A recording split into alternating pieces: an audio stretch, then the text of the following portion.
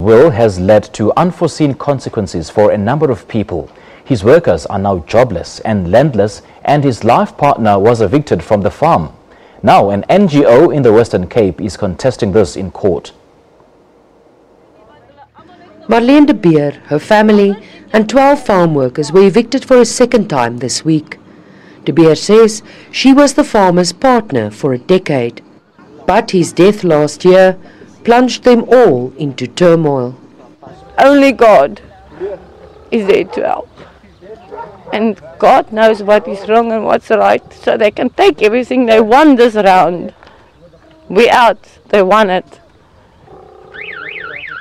But God is there, He's not sleeping. Jackson Phyllis is one of the workers affected. Most of the evictees live near the farm on land made available by a local businessman. I live on this farm.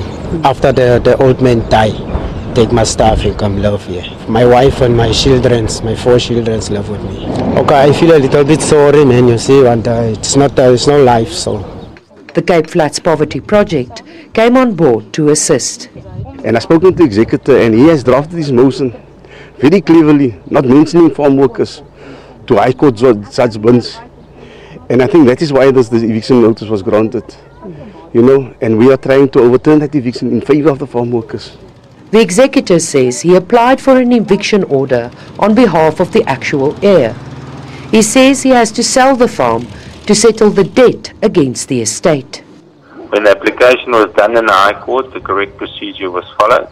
There was no opposition, and even when we obtained the order in November, and when we executed the order in March, there was no farm workers living on the farm, so no farm workers were ever evicted.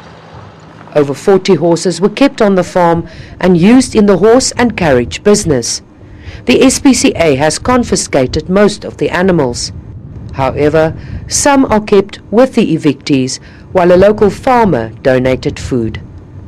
Mariska Botha, SABC News, Skaapkraal.